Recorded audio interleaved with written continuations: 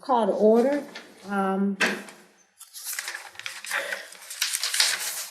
I'll do our pledge of allegiance.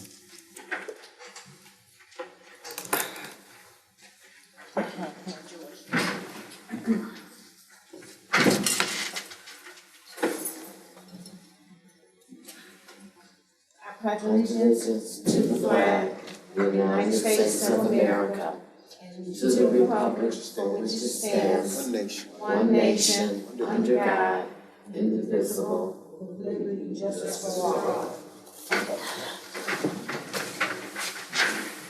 Councilman Williams, can you say a prayer for us?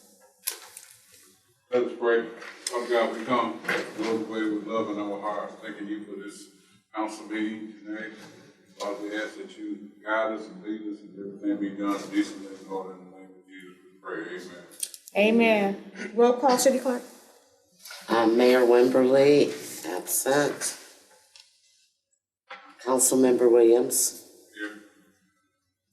Councilmember Washington. Councilmember Watley. Present. Councilmember Chisholm. Here. And Councilmember Shaw. Here. Mayor Pro Tem with Howard. Here. Okay, approval of agenda. You have a quorum. All right, approval of agenda. So move with the corrections or, I'm sorry, subtraction stated in, orientation, I'm sorry. Okay, under consent agenda. Yes. Okay. Support. It's been moved and supported. All those in favor say aye. Aye. Okay, ayes have it. Okay, on consent agenda. That's what the, I make a motion that we approve the consent agenda, removing items B, C, and D.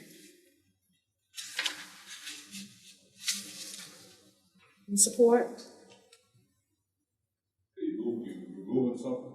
Yes, the items we talked about in orientation, items B, C, and D under Minutes. consent agenda for the minutes. You don't have any support with this? It's been moved. Okay, it's been moved and supported. Those in favor say aye.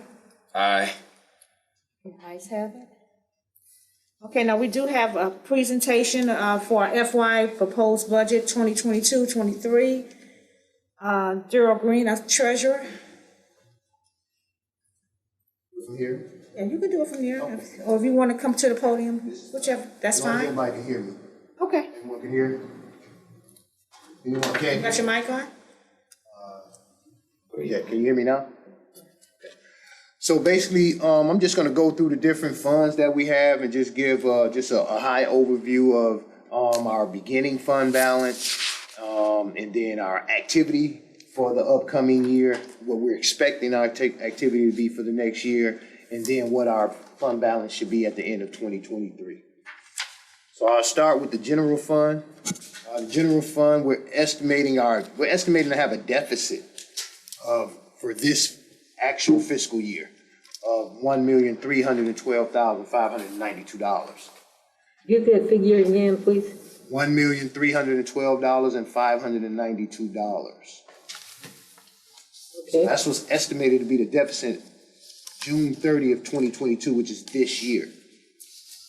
Next year, our budget is looking to have $14,251 revenues in excess of expenditures. So we'll have a positive outcome next year, but we'll still end up having a negative fund balance at the end of 2023 because the fund balance this year is so much larger than what we'll end up bringing in next year.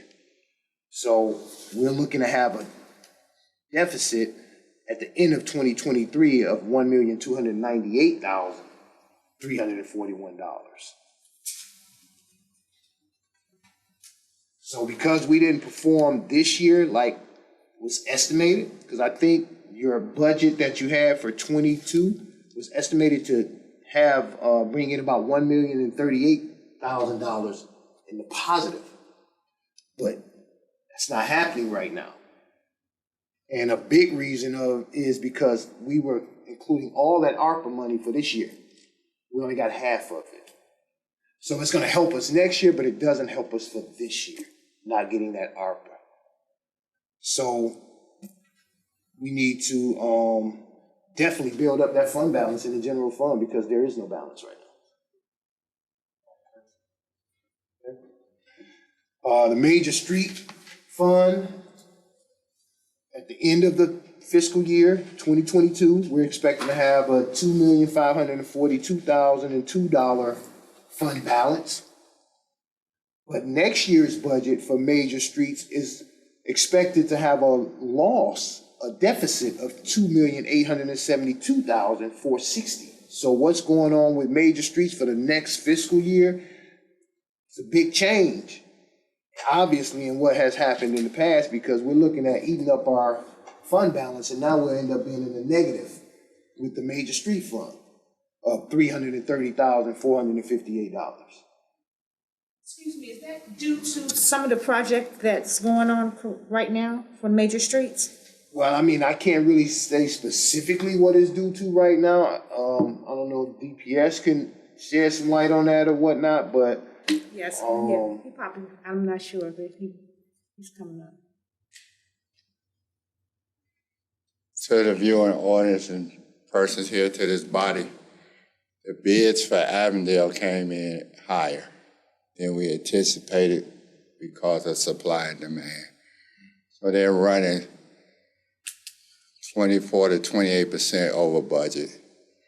I have done some adjustments to the budget that try to shrink that negative balance. So it will be, I guess when Brian and them come, they will talk about it. Okay. Yeah. Okay, and when is Brian coming in? I think on our next meeting that we're having, is it the 12th? Is it the 12th? Next council meeting or budget Next meeting? council meeting. That's It is the the 20th. 20th. Next council meeting.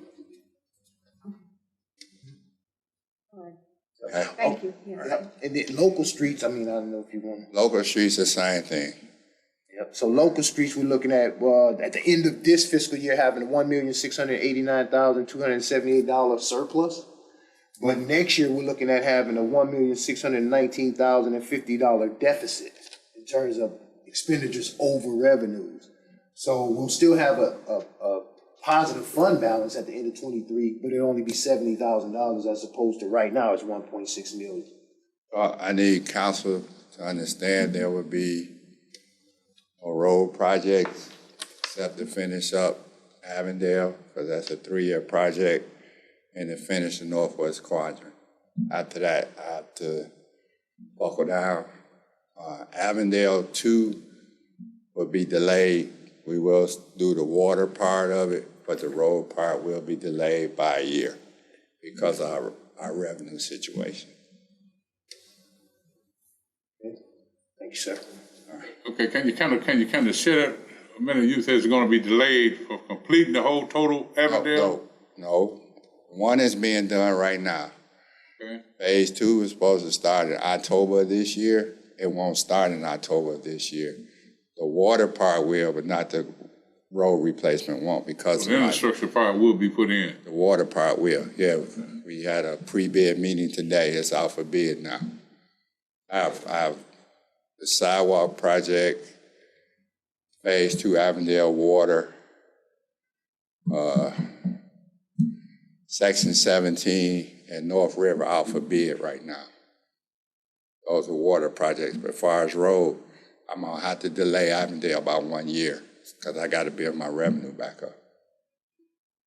So we will do the water. So I want y'all to understand, when I say I'm gonna put water in, water infrastructure, so it's gonna be patched. Because everywhere I cut out the water main, I'm gonna have to patch that part of the road. So it's gonna be Phase 2 is gonna be patched so I can do a complete tear out. You understand? You said it's going to be patched? Yeah. So wherever I cut a water main out, that part will be fixed. I just can't fix the whole road because of my revenue situation. So the road you're putting there now, that's cement, am I correct? Yes, sir.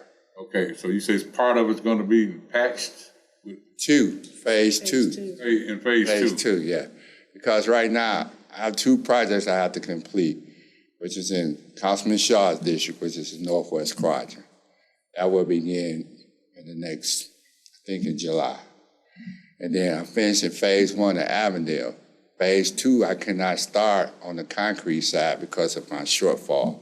I can only do the water infrastructure. So every place where I replace water main, put the new water main in, it will be cut and patched. So you'll see a patch job and not a complete cement job.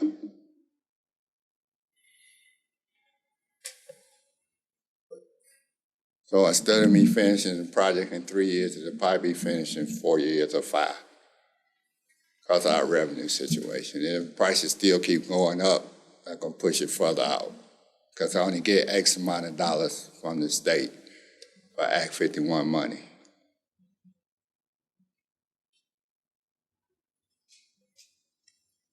I'm sure Plan Moran's gonna explain when they come. Madam Chair. Yes, sir. To the director. Yes. Now, that's from, you got Henry Ruff to Eastern, right? That's gonna be completed this year. Eastern to, From Eastern to Inkster Road, I'm just gonna be putting in the water main later on this year, and then doing a patch job where I put the water main in it. And then in 2024, I'll do the road. I'm sorry, but that's the, but the finances not there, and we coming in 28% over budget. Yeah. So, and that's on materials. You know, and then you got labor, and then I got to pay for the escalating gas prices too. So it's you know, other than that, I'd be on schedule to finish. We would have finished in 2025. Yeah. Okay, are there any other questions for Mr. Bivens? Okay. Thank you. All right. Moving into Parks Fund 208, we're estimating to have a fund balance of $335,417. This is in Parks and, Parks, yep, 208. And for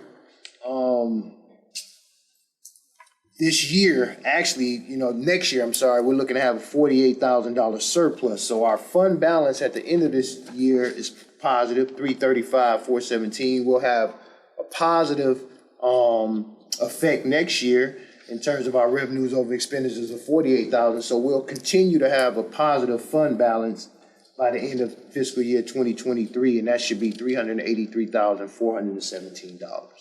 So the Parks Fund is moving in the right direction. Commission on Aging, no change in the fund balance, still have a fund balance of $46,340. We'll have that same fund balance at the end of 2023.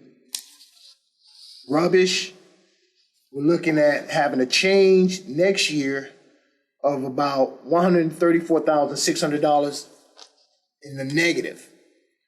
Currently, we have a positive fund balance, or estimated to have a positive fund balance at the end of this fiscal year of $549,097. So with the $134,600 negative effect next year, that'll bring our fund balance down to $414,497, but we'll still have a positive fund balance. But it will be affected because of the expected deficit next year.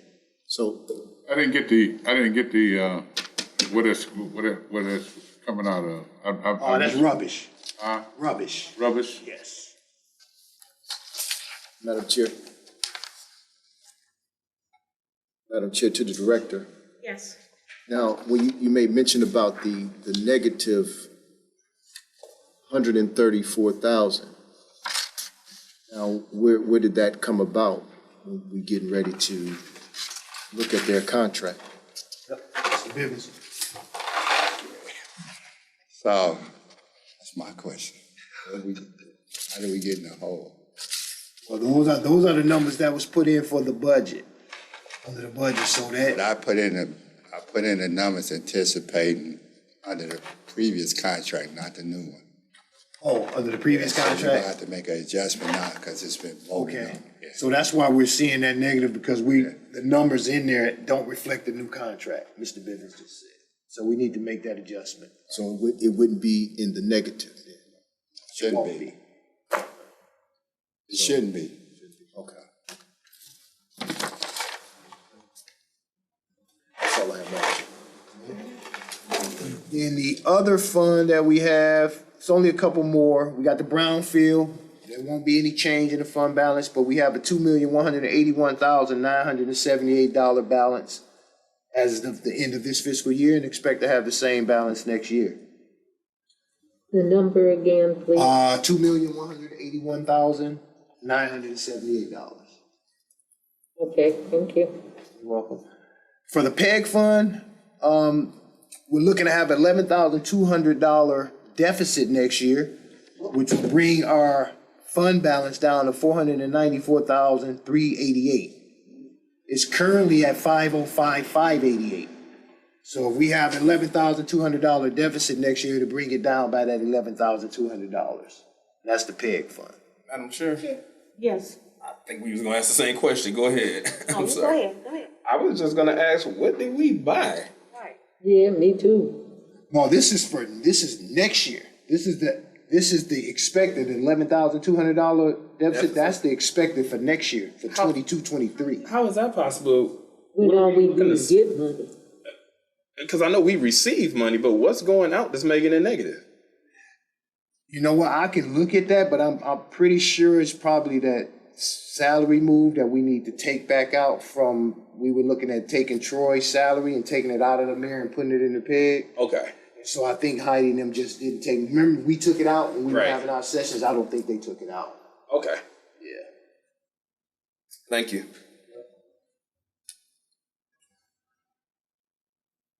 The next fund is the TIFA, which we have a balance of $838,944. And that balance should remain the same next year. Hey, let me ask a question on the Tiffany. Yes. Okay, because I was told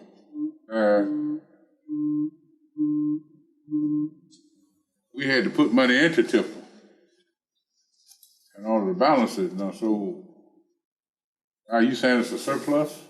Yeah, it's a surplus right now. Expect a surplus at the end of this fiscal year, and then it's not showing any surplus or deficit for next fiscal year, which will land us at the same spot in terms of a fund balance at the end of the fiscal year. All right. So the question is, we did put money from the general fund into the TIFA? Yes, and what happens is if it's not gonna be any positive effect or negative effect, we won't see that. So if it's a wash, so like whatever money we took out, we put in, then it's gonna be no effect. So there won't be any money gained or any money lost. That's what's showing for next year, 2023. No revenues above expenditures, no expenditures above revenues for next year. But the fund balance is positive and it's expected to stay positive. So that's the most important thing, that it's not a negative fund balance. And the last one is water and sewer, which I think we still got some adjustments to make, right, sir? So I'll just throw the numbers and then he can expound on it. So I'll just wrap my part up, so I'll be done.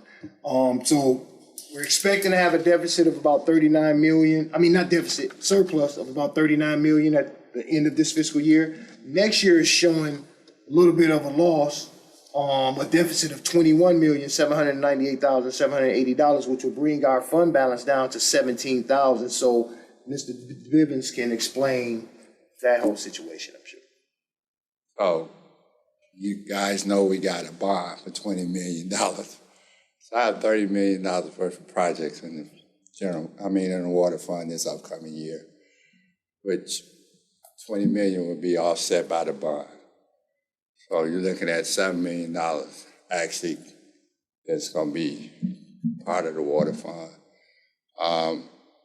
Plant Moran will be coming with the water rate increase and the depreciation and everything at the next meeting. So it's not complete yet. We're putting it together now, but there will be a substantial water rate increase. Was substantial. It was, what was last year, 2.1, 2.2, so either that or slightly higher. Because you gotta remember, I have infrastructure that's old, and I gotta replace it and I gotta repair it. You know, so what, like, the project on Avondale, that's putting in 8-inch mains, and there's 6 over there now. Northwest Cards, and they got 4-inch mains, and I'm putting in 8-inch mains. So I'm increasing pressure to residential homes. And then we have the sewer situation with the eastern outfalls, trying to alleviate that in this area, in you two guys' area.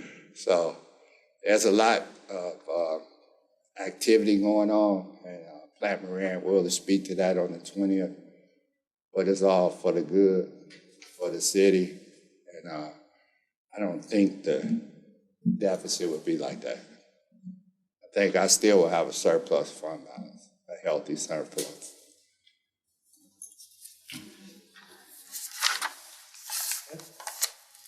Questions?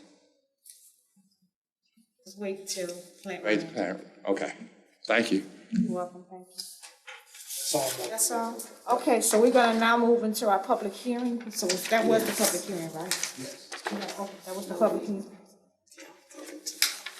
So now we are going into our public hearing, the proposed budget. Madam Chair, I make a motion that we open the public hearing. So moved. Support, okay, it's been moved and supported. Any discussion on this?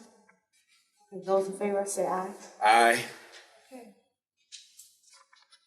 So now this is the public hearing, and I think if anyone from the audience have any questions on this? I have a question.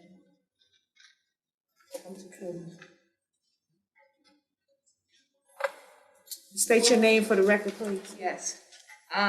Luana Abney Mitchell, actually Commissioner Luana Abney Mitchell from Parks and Recs. I have a question about the Parks and Recs budget because we have spoke with Mr. Durrell and the mayor about this in the past.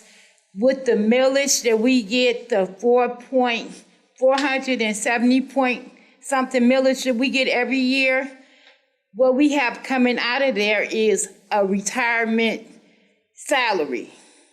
So because it's a millage, we have been trying to explain to them that we can't pay somebody that's retired out of the millage. The taxpayers pay for Parks and Recs, not for somebody's salary. That person worked for the city at the time when they retired. They did not work for the taxpayers. They did not work for me, who's a taxpayer now, would take my millage dollars to pay their salary. So that's what we have a problem with the Parks and Recs budget. So who are you saying is getting paid out of the Parks and Rec that shouldn't be? Whoever is the retired person that the mayor says they $60,000 retirement money is coming out of the millage. The mayor explained that to us. You was present. He explained that to us again when you wasn't present. He explained that to the seniors at their commissioner meeting, and even the senior director said, no, you cannot do that. Yeah, I would have. So it's a $60,000 salary coming out of that millage money that cannot do that. Okay, well, I would have to take a look at that because I don't recall seeing any. Oh, well, we spoke about it to you. Okay. I'll look into that, okay? Because I don't recall seeing anything like that at all.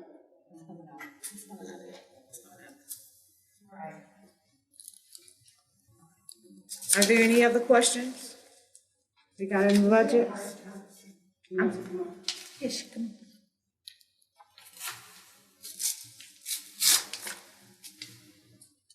Velma Overman.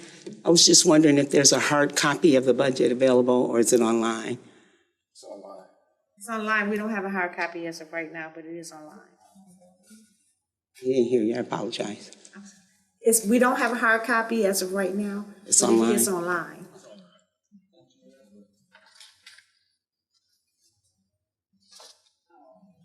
Are there any other questions out in the audience?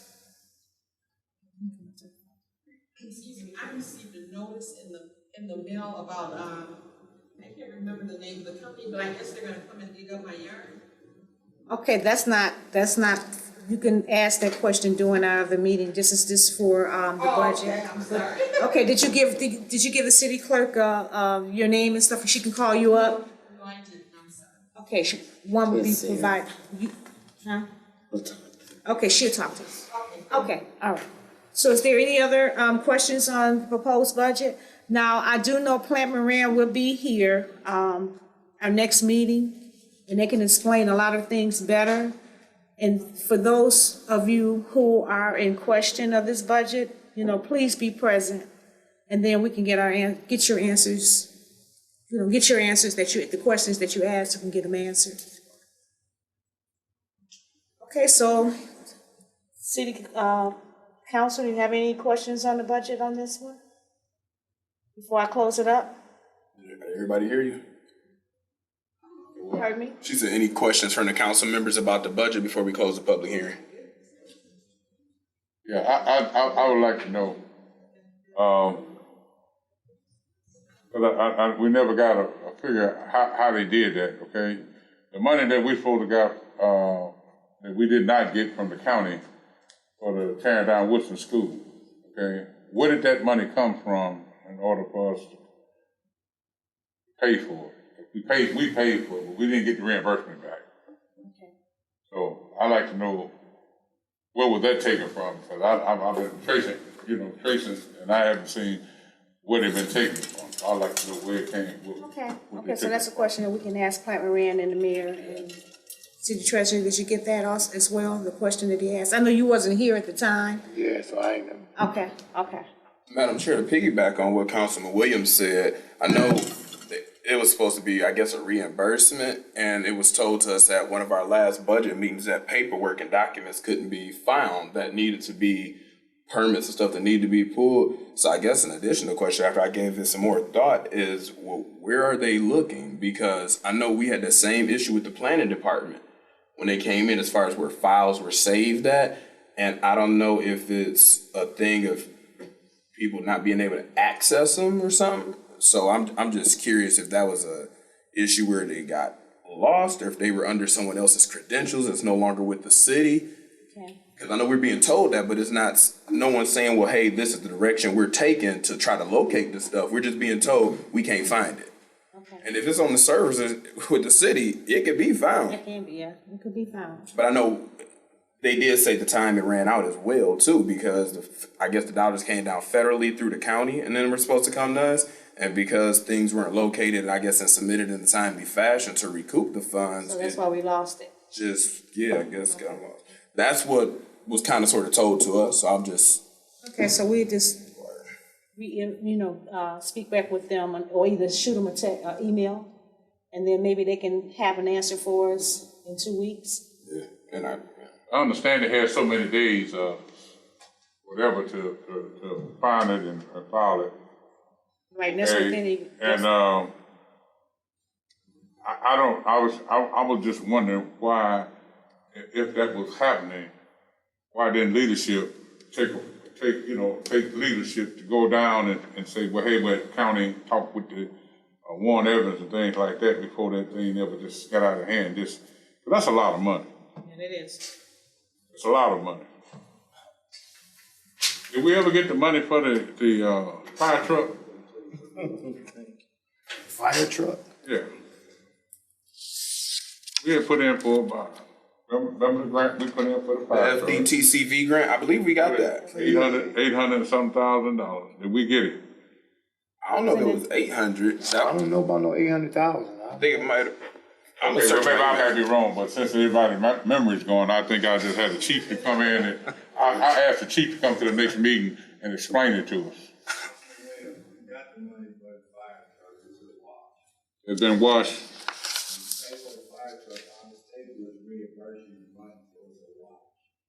They did get the money? Okay. Glad you knew about it. All right. Is that it for the public hearing? Okay, so I need a motion to close the public hearing. Madam Chair, I make a motion that we close the public hearing. Do I have any support? Support. Okay, all those in favor say aye. Aye. Okay, motion carried. Okay, under new business. First item under new business is to consider the approval for an offer to purchase one vacant parcel located on the west side of Inkster Road, south of Carlisle, and Andover Streets in the amount of $39,248. What's your pleasure? So moved, Madam Chair. Okay, any support? Support. Okay, it's been moved and supported. Any discussion on this item? Yeah, where is this? I didn't see anything in the packet that, you know, the usual. Almost stuff. at the end. Is it where? On the back, Oh, okay. very back.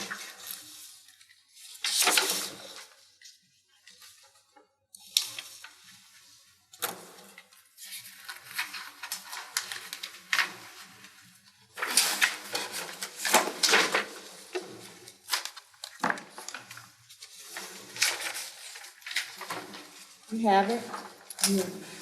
Yeah. All right, we on item 6. 6A. Yeah.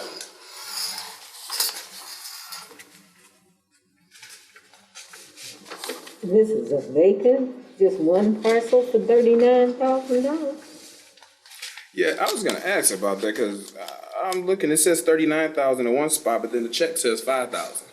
That's a deposit. Okay.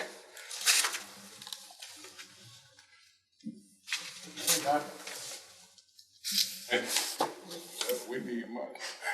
Okay, we do have Peggy, who, you can come to the podium and explain.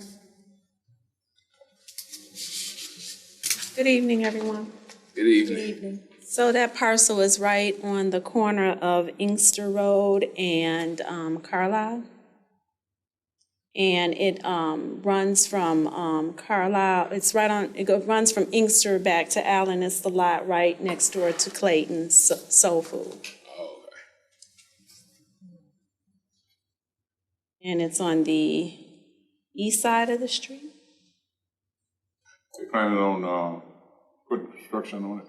Well, the person that's purchasing it is, the person that's purchasing it and Mrs. Roslyn that's running Clayton's Kitchen, they are in partnership. So if they do need additional parking or they decide to do something with the land, they are working together on it. That's good, because I was gonna ask. That's a Yes. small parking lot. Yes.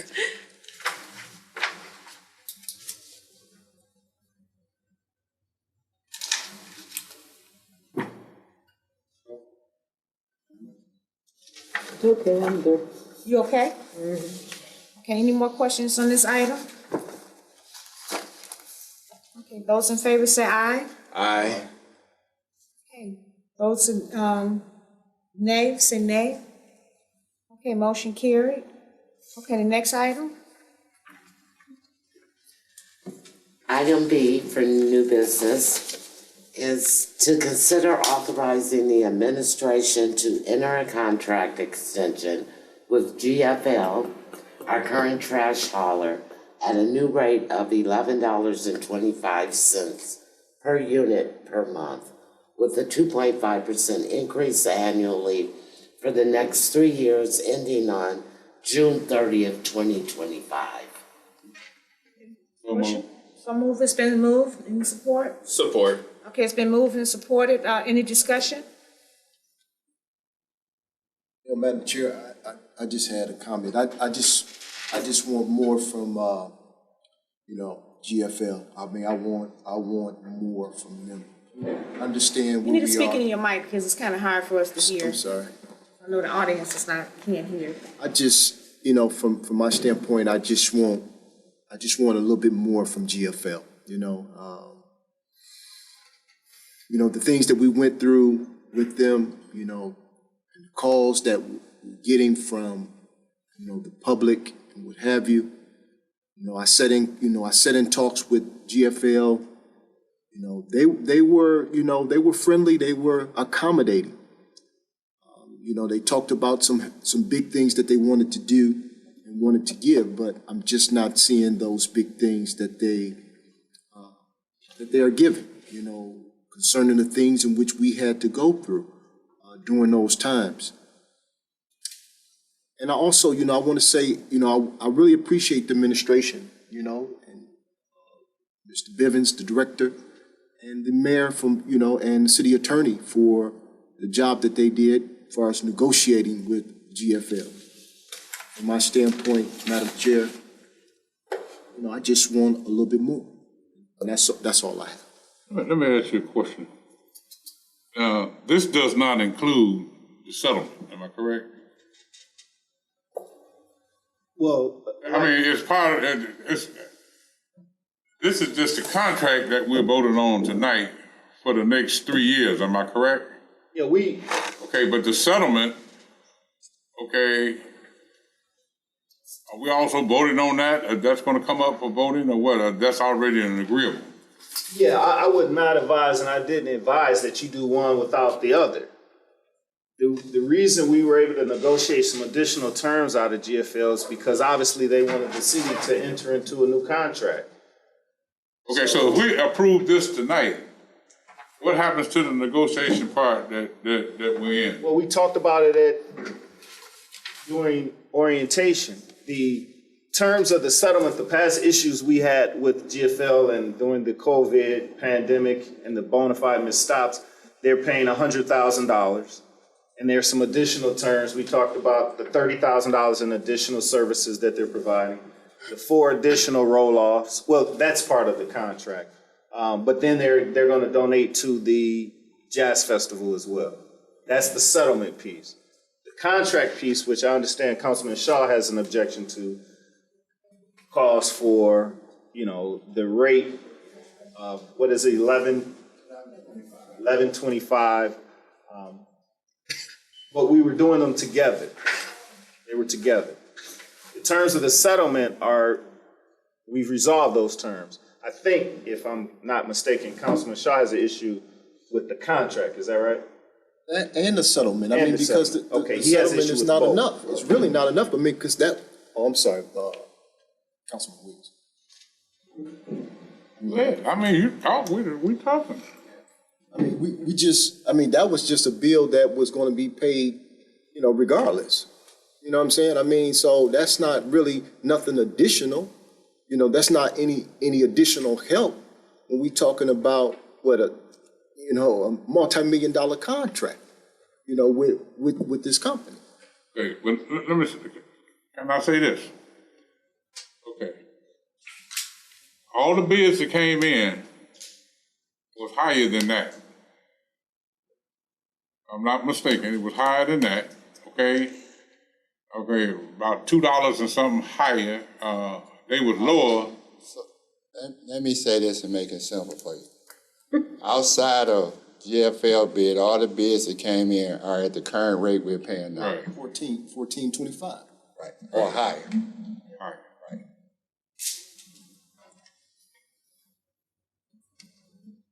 And now they're coming in now. So- Can I say this? 25. Can I say this to this body? I just want to be fair. I put this bid out in January. We've been dealing with this for 6 months. I just want to know from you guys how much longer we going to deal with this. Because right now, they're winning. Because they're operating under an old contract, and we paying them 14-something, but we're losing the $3 savings right now. And I understand what Councilman Shaw says, but that's where you have negotiations. We went back and forth with them. I've taken every suggestion y'all asked me to do, and I've taken to them. The attorney has worked with their attorney. Me and the mayor have pushed. We met with them. I don't know what more you want administration to do. You gotta remember, this contract was supposed to start the first Monday in February. It's not June. Now, We with are the- losing money as of right now because of, we have not come to a conclusion. Now, with the 2.5% annually, that's still gonna take us back up to 14. Slow. I mean, Right now, we paying 3% increase. If we don't approve that contract come July 1, I will pay a 3% escalate. I understand that, but I'm saying it's gonna slow roll us back to where we are right now. I understand that. I do. I do. I'm not disagreeing with you on that. But like you said, it's gonna be a slow process. You know, so, I mean, I serve at the pleasure of this body and the mayor, so. No, I appreciate, the work in which the administration have done. I appreciate that. But, the citizens, they deserve, a lot more. I think, I mean, I think I did. I mean, I don't know. I don't know. I mean, you guys tell me. Well, in my opinion, that we've been going through this for the last 6 months, like you said, and the attorney in them has been going back to the table. We did make some changes, and they went back to the table. But at the end of the day, we still are paying more right now. And if we don't get this contract passed, we're going to be still paying more. And remember, they wanted a 6-year. I got them down to 3. Right. So they did wanted make a some 6-year concession extension. for us. Yeah. But we're not gonna get 100% of what we want. You know what I'm saying? And by them being the only applicants that came in below, we could go back to the higher one. And to see what they, I mean. I'm saying that all the bids that came in, okay? Right, they were the And all of lowest. them was over and above What we what paying now. they bidded. And the Right. thing about it is, so that tell you right there, if we went back out for bid, we're gonna get something even higher. And we're gonna Oh, for continue sure. to pay the $14 that we paying I'm just right saying, I don't know, cause I understand what he's saying, but look what you picked up out of the whole deal, okay? They could fight, saying, well, hey, we delivered this, and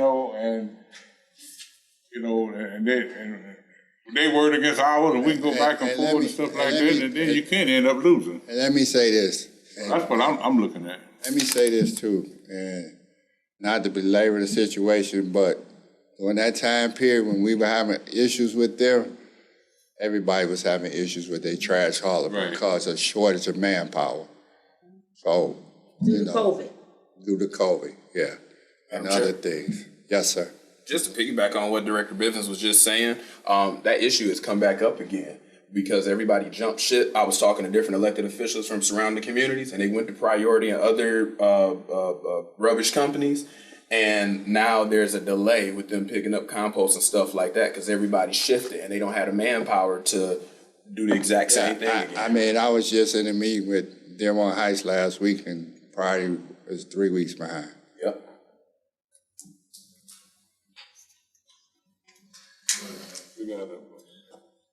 All right, is there any more discussion on this item? Okay, all those in favor say aye. Aye. All those, nay, say nay. Nay, one nay? Did you get that on the record? One nay? Yeah. Okay. And 3 yeas. Okay, so motion carried. Okay, before I start my public participation, we did go into closed session earlier because due to difficulties with our internet service that went down, so we were not able to go live at 6 o'clock for our orientation, but I will let my attorney say the names that we did go into closed session for because we didn't say that earlier. Yes, we had 3 closed session matters. It was Blackwell v. Inkster, the Sullivan case. It was the Sweet Bee versus City of Inkster, and area towing versus City of Inkster. All right, thank you. Okay, and the public participation, have 3 minutes. City Clerk? We don't need no motion, nothing on that. No. Okay, so listen.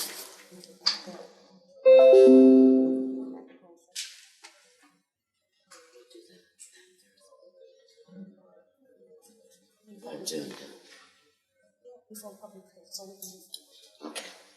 Okay, before public participation, there was something in closed session that we did have to have to take an action on? So for our closed session item, we That'd be are, item C. That would be up under C. yes, 6C, I'm sorry. Technically, we don't have to go on the record with that. If we do reach a settlement, the settlement will come back. I know the authority you gave me. We don't need a vote on it. Oh, you don't? No. Okay, all right, so, we back to public participation. Luana, is it Mitchell? Yes. Aubrey Mitchell.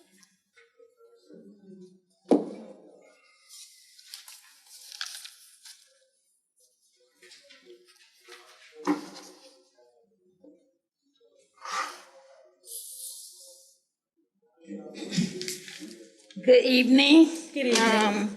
Pro Chair, Pro Tem, Council, and Inkster residents and visitors. I look good in orange, don't I? Well, today I am here with you guys to have the city of Inkster declare June as Wear Orange Day for the month of June to end violence. It's a national initiative. It actually started in 2013 when the young lady that sung at President Obama's second inauguration, let me get it right. After she got killed in Chicago, her friends wore orange. So they made it a national day in June to wear orange. It's usually June 3rd through the 5th, but it can be celebrated any day in June. Actually, the city, let me calm down. The city of Ohio is having theirs on June the 18th, and their city is giving them a declare that it will be National Wear Orange Day to end gun violence in June every year there. So that's what I'm asking the city of Inkster for, that they can give us a resolution declaring June to be National Gun Awareness Month. And during that month of June, we will wear orange. You know, you can pick the days that you want to wear orange, but next year we will be having several events. Wear orange, cutting on a porch light with an orange bulb. In the city of Inkster this year, it was celebrated on June 3rd through the 5th. Starfish Family Services posted something online, and you could tag yourself in it. So I tagged myself in it. But what I am proposing is that we get the resolution from the city, and I am having Wear Orange Day on June the 21st at the complex. It's an outside event. I am looking for people to help me. Top Ladies, AKAs, Stephen Chisholm. Amen.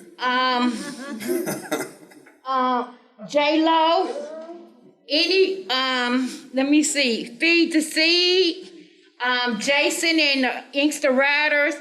This is because it was just decided in 2 weeks to put it together. I need all the manpower I can to make it as orange and bright. Orange is my favorite color, so when they say wear orange, I say I got that. So to make it as great as it can be, I need all hands on deck to plan this in 2 weeks. And the other thing is, I thought about this and I came up with it over the weekend.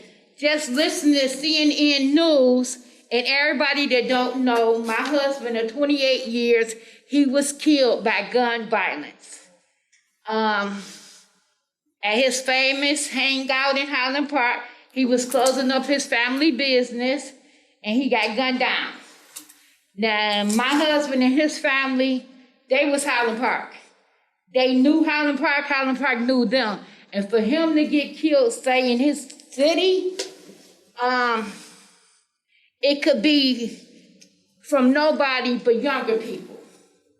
Because anybody else, they knew the family, and they knew that it would be going down. So I say that to say that CNN reported over the weekend that just went past, we had 12 mass shootings in our nation. They say that a mass shooting is any kind of shooting that 4 or more people was injured or killed dead, not in shooting the killer.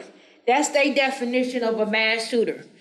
Like I said, it was 12 over the past weekend. It was one here in Michigan, for sure. And they said also, CNN News, in the past 20 years, gun suicidal has increased 50% for the ages of 10 to 24 years old in males. So it's very important. With me being a grandmother of 8 grandsons, that's why I walk the streets in Inkster, to make sure that my grandsons will be safe. I met the police officers, I met the city council, because I wanted to make sure, raising boys and one of them being autistic, that they will be okay. Okay, so what I would do, because your time is up, but what I would do is get with the mayor, and we should hopefully, when he comes back, hopefully we can have a resolution by next council meeting. And I will submit a formal letter with you guys.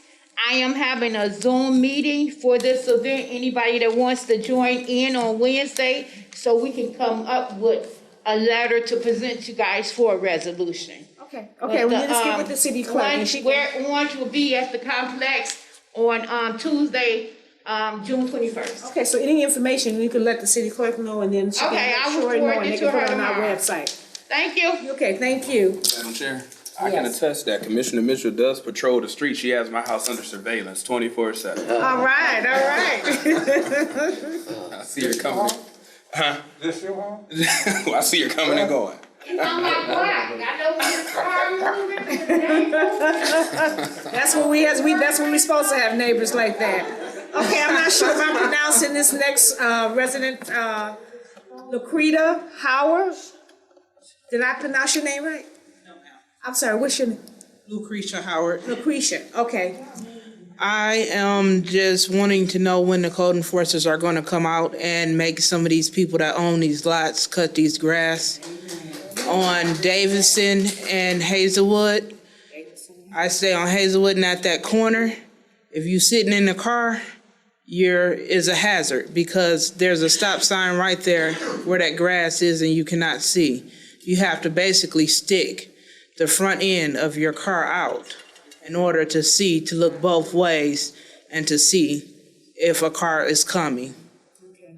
So I just would like to get that grass cut, because we have a lot of children on that block, and, children don't like to ride on the sidewalk in the street. So we can keep our children safe. Because it's a lot of lots that needs to be cut. Okay. We've had weather where these owners of these lots should have been out there. I'm not sure whether or not if they are drawing, are they out cutting? Because he's. I don't know if all these lots are owned by the city of Inkster is what I'm saying. That's why I'm asking for the code enforcer. The code enforcer would know if this is owned by the city of Inkster or if it's owned by someone else. It could have been a house there that's been knocked down 20, 30 years ago, and somebody still owns that lot. Okay. Because he can respond back to that. We are in the process of cutting all the lots. You are on the process? Okay. And I think what's happening, that they will cut it, and then they do find out who's the owner, and I know that they bill them. So that's how I know it works. Right, but the code enforcers is what used to put the fear in the people to keep their lot and their grass up. Then no one wanted them knocking at their door saying, ma'am, you got a 10-day warning, or we're gonna give you a $500 ticket. So if we have to put the fear back into them, then let's put the fear back into them. Right. Let me address that too. As far as code enforcement, they are out there doing their job. we have an abundance of absentee landlords in the city of Inkster. So even when I bill people, it comes back to me because our last address we have is the house, even though it's a vacant lot, it comes back to me. But there's a lot of absentee landlords, and the ones we do get, they do get hauled into court. As long as you have a social security number in the United States of America, you is not absentee. You can be found. I mean, I don't have people. You working for the city, you got that magic. You can be found. I don't know how to go about getting people Yes, social you do. security. And you know how to run the city to keep us safe and to do the paperwork that you do. I don't know about that part. Okay. I will relay that. Okay. Peggy Bishop Lucas.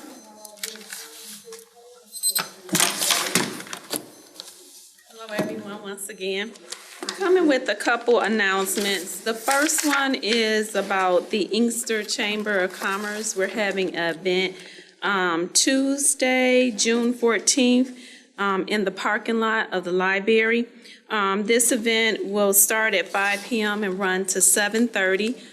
It's dinner included. We have a band, and we're going to also have a DJ. We have a speaker at this event, Miss Melanie. She's going to be our speaker this year, and we have a few other speakers. We're going to be giving away some awards. It's the Inkster businesses. We come together. We have this event once a year to celebrate the chamber. The chamber does do quite a few things in the city of Inkster. We've started going from business to business every second Tuesday of the month, and we just go to that business. We go live on Facebook. We celebrate our businesses. We do give to the Inkster Festival as well. We do codes for kids. We do a lot of different things. So this fundraiser that we do, it helps with the next year's events that we do plan. Also, there is a rodeo this weekend. If you all have never been to a rodeo, it's something to see, cowboys and cowgirls. It's this weekend in Belleville. It is June 10th and 11th at 7 p.m. at the Wayne County Fairgrounds. And like I said, the lady that hosts this event is one of our own Inkster residents.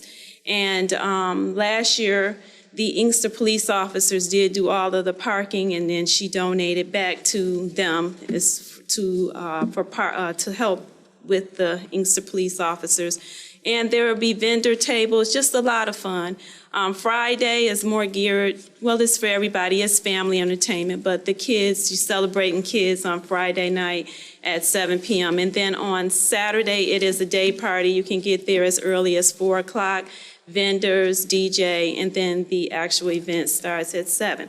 So please do come out. If you need tickets to either event, you can get them at Bishop Auto Wrecking on Eventbrite for either one. And we hope to see you all there. Thank you.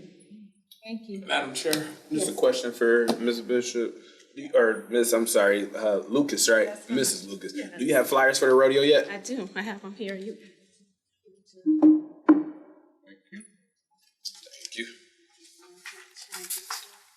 I got that in email and text message. Okay, yeah. She can pass them out. Thank you, Patty. Oh, you need to keep one. We have these. You can get those. Okay. Stay there.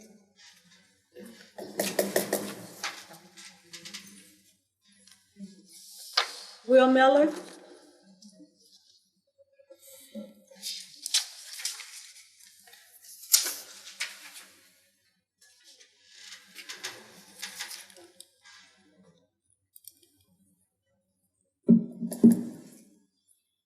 Pro Tem Council, good evening.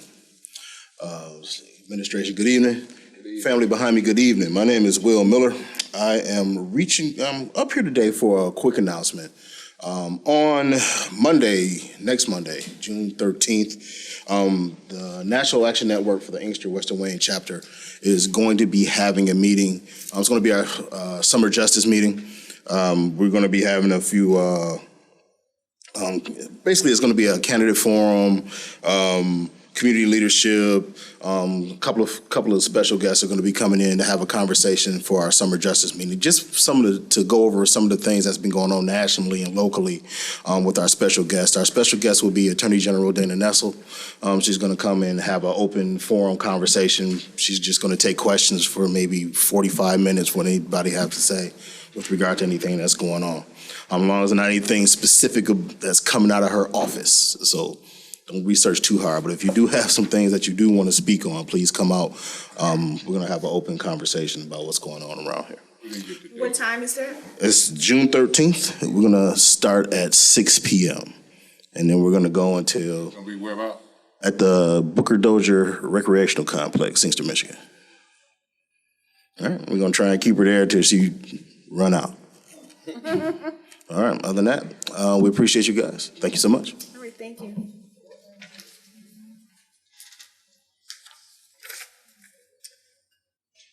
Emily Bauman? Did I pronounce your last name right? You did. Okay, thank you. You're my my husband's grandmother would be like, Bauman, but. Okay, thank you. Emily Bauman, and thank you, Mayor Pro Tem and Council, and residents of Inkster. I am actually a resident of Westland. I live on Harvey Street in Westland, but I'm here to introduce myself as a candidate for State Senate District 5, which includes Inkster.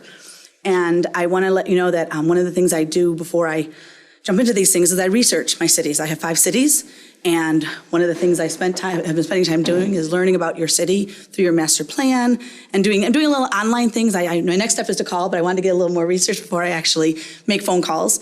And so learning about you guys through your master plan and through your website and things you've been doing, as well as I came to the parade on Memorial Day, and I gotta say, that was a really nice parade. A lot longer than I thought it would be. But I stayed the whole time, for the whole 2 hours, because I was talking to some resident and some other people that had grown up here, and I just had some fascinating conversations, and I really enjoyed it, and I loved watching the parade and hearing all of that. So we actually ended our day by going to Fort Custer after that. So the 2 hours was a little longer, but we made the full day because we wanted to make sure that we had a good Memorial Day with our family. And so I just wanted to, like I said, introduce myself. I'm going to leave my number. It's 248-509-4744. I welcome conversation on any topic, please. Emily Bauman, thank you. Thank you.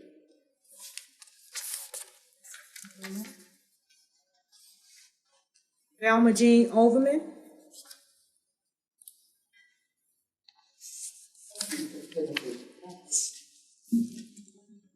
Hi, I'm Velma Jean Overman. Just want to say the kickoff went great for the campaign on Saturday.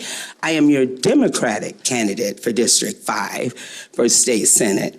So just wanted to share that information to our viewing audience to make sure that we were aware that Inkster has someone ready to represent. Also, I will be on 910 FM AM at 4 to 5 on Thursdays. We actually will be discussing some of the violence issues that's happening and what we're doing with Operation Refuge. So working with Livonia Perriman with that.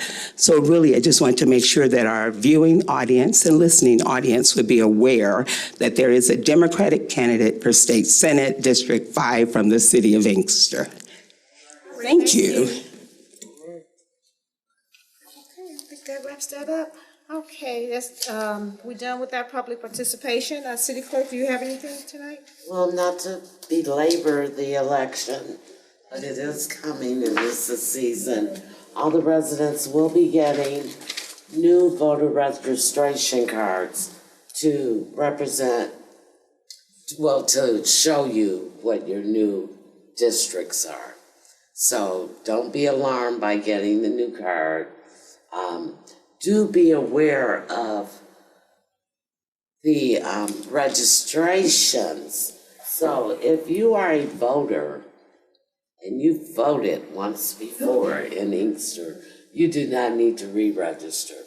I do know that there's a lot of mailings going out for people to register. And what that does is, when those letters are filled out, those applications, our office must address each one of them. So if you've been voting, You are a registered voter. If you have any questions, call our offices. And absentee ballots are coming up soon. So we'll have those by June 23rd to begin sending them out. So look for your applications for absentee ballots within the coming weeks. And that's all I have. Okay. I have a question. Sure. If you filled out the absentee ballot last year, the request for absentee ballot, you don't have to do it again with this new stuff. Well, we do have new laws where everybody can vote absentee without an excuse. But we do have to send you an application, and you do have to tell us you want an absentee ballot. Again, Yeah, even Okay. if you're on the absentee voting list permanent, we will still send you an application because we can't, by law, we just can't send you a ballot without knowing if you're still in place. okay. So the applications will be sent out and you will need to complete it. And that's what I have on elections. Okay, That's City it. Treasurer, do you have anything for tonight? No, ma'am. Okay, we're going into mayor and council communications. Councilman Show? Madam Chair, I just only had a couple of things. I know we talked about the city's grass being cut. Now, you said they're in the north section, northeast section, or north? That's Isabel.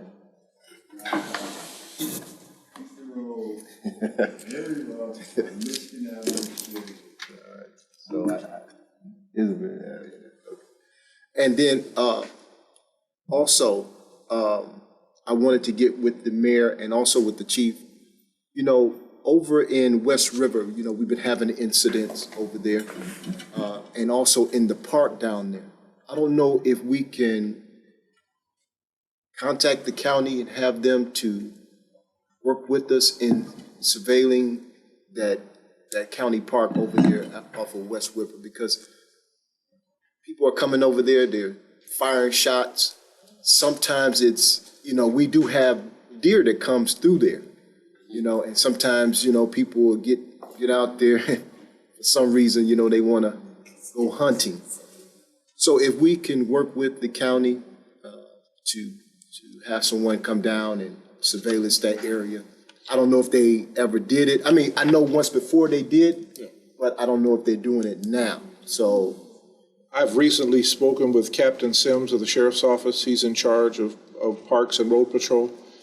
And we've talked about those issues, and they're developing something as well as increasing patrols from our auxiliary and on our end as best we can with what we have to work with. But the county is aware of it, and we're going to get together again next week and talk about what they can or can't do. They're strapped with personnel as well. We used to have 4 or 5 county cars assigned to the city of Inkster quite often, and now we're down to 1 or 2. And some of those resources have been pulled to other cities such as Ecorse and River Rouge. So we're dealing with that as well. So if you can, you know. We're aware of it and we are working on it. Okay. And then also, all I have, Madam Chair, if you see something, please say something. And it's very vital because, you know, people like to come to our community and do various things. And if we don't say nothing, they will continue on doing those various things that we don't want them to do. So if you will, if you see something, if you hear something, squealing cars, broken glass, dogs barking, look out, say something. If you see something, say something. It's very vital to our community. And that's all I have, Madam Chair. All right. Councilman Williams? Just want to make an announcement. I'll be having a District 1 meeting. I will announce it at the next council meeting. Unfortunately, I could announce it tonight, but unfortunately, I'm hearing all these outstanding dates that people are having in the community. So team and I will get together, and I will be talking with the people in my district, District 1, okay? We're going on the big sidewalk. We're going on the big sidewalk is on Fox and Pine Street. Everybody know what a big sidewalk is. We encourage people to bring their chairs and stuff, and then I'm going to give an overview of what's happening over in District 1. Some exciting things happening, and I thank God for it. And we're going to be able to have people to come in and explain what's going on. I see Brother Miller back there smiling, So we hope that you can come out. We're not limiting it to just people in District 1. Okay, it's open to everybody. Okay. I know the politicians gonna be there and stuff like that, but I don't want to, what you do is what you do, but for the time that I have, I'm not gonna be letting no candidates talk. Got it? Man, do your thing on the outside or whatever, but this is a community District 1 meeting. I want the people to understand what didn't happen in District 1 and where it's going and be excited about it, okay? The reason why I won't announce it because I got a team of people working with me. We're gonna make it exciting, okay? I will be sponsoring the hot dogs and tater chips and what is that?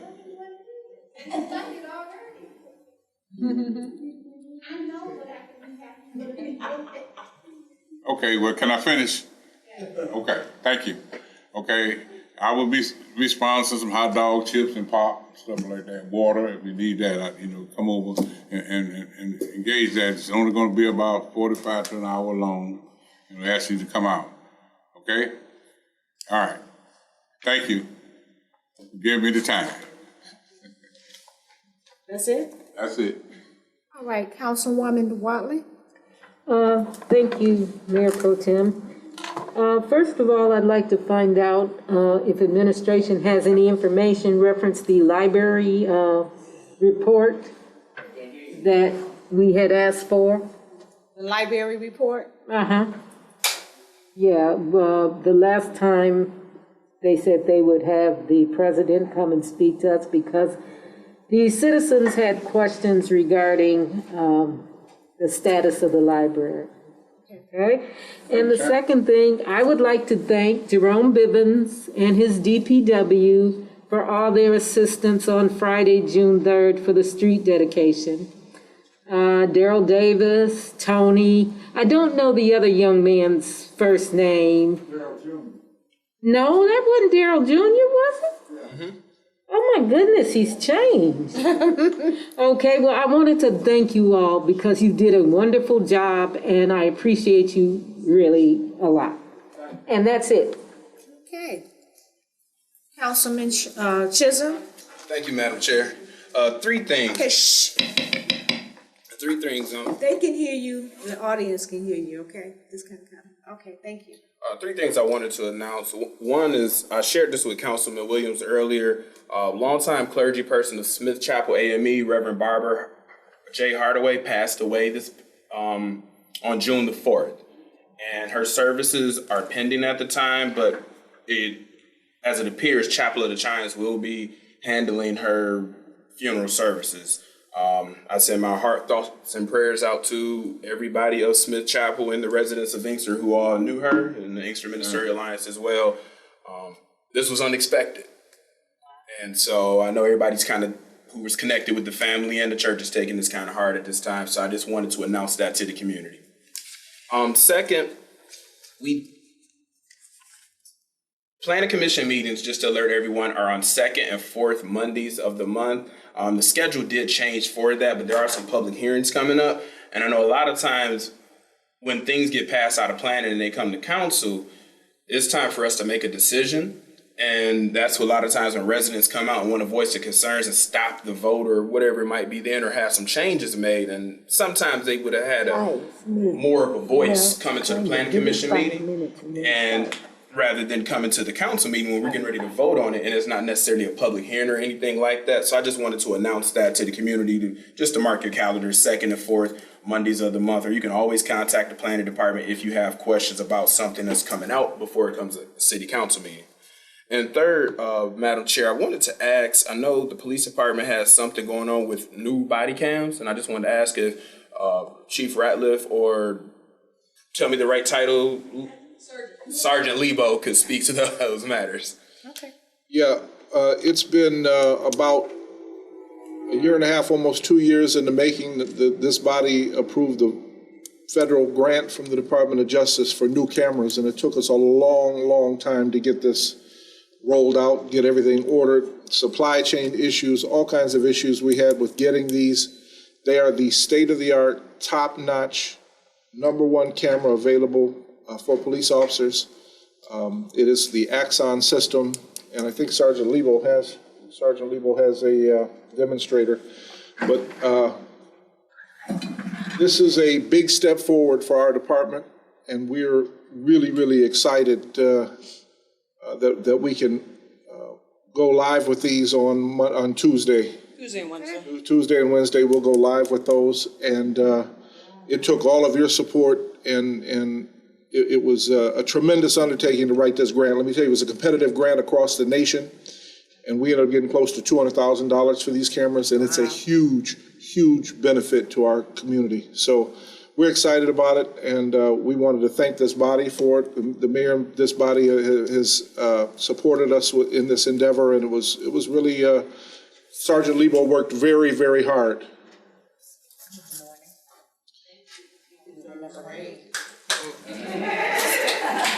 So just to give you an example, this is the Axon Body 3s. Axon is the industry standard. It is state of the art. It's the best camera that you have out there. It's most reliable, and it's got really, really great camera coverage. It's got a fisheye lens in it, so it maximizes the amount of the range that you're going to be able to see while officers are wearing it. They're primarily being worn center mass. And what I have on right now, which I'll show you on my phone, is a live view. So it's something that can be used, but obviously when the officer was turning on, you'll have a recording. But this is just a live view, just to kind of show you the capability. And after I show council at the end, if anyone in the audience wants to see, I'll hang around, you're welcome to take a look as well. Uh-oh. Okay.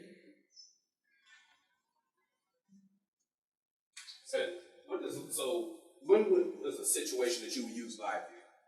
So I can give you like a for instance, say we're searching a house and we can't quite get up to an attic, but we need to look up into it. You can always take your camera off your vest and kind of search it and look up and see what's going on upstairs. Okay. Or if there's an area that you can't fit a person into, but you need to look into it, you can utilize it. It's a tool. Maybe not something you're going to use all the time, but it's a tool in your tool belt. What about baby? My husband will be there with that. I got live view nothing.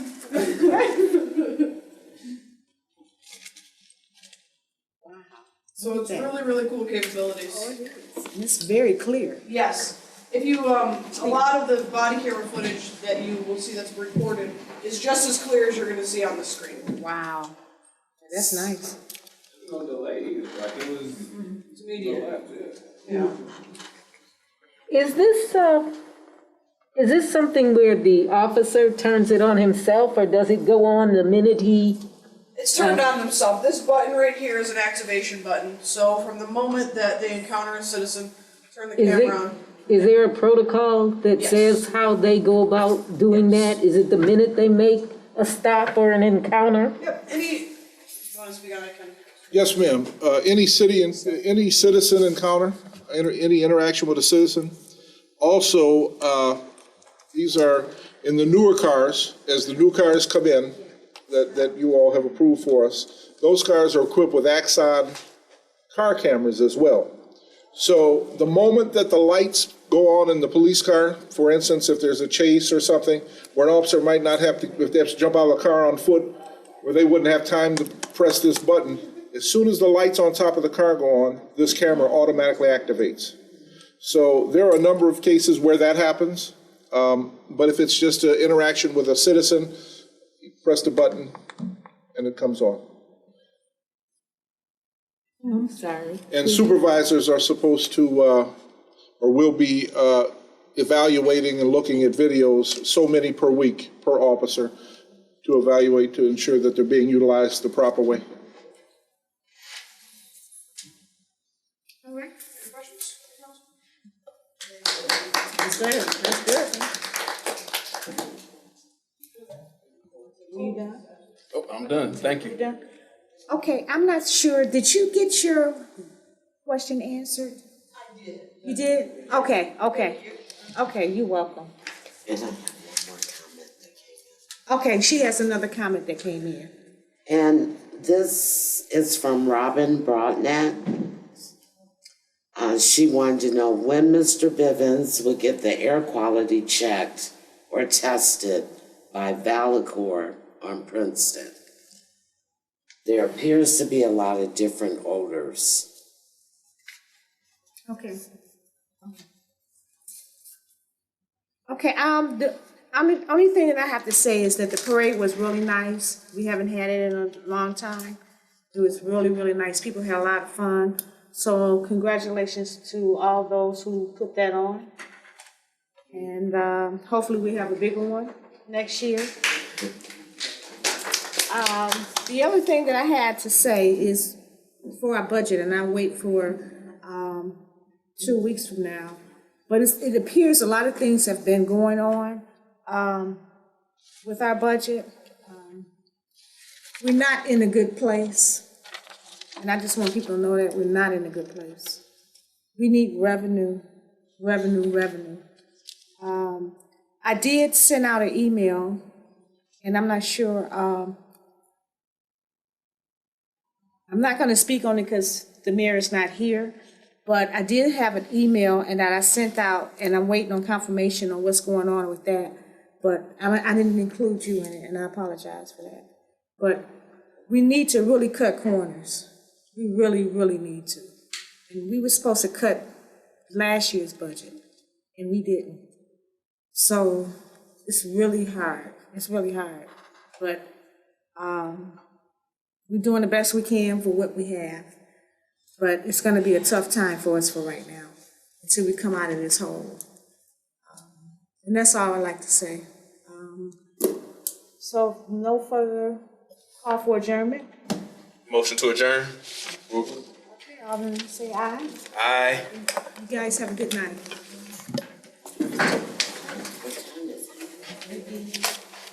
Daylight.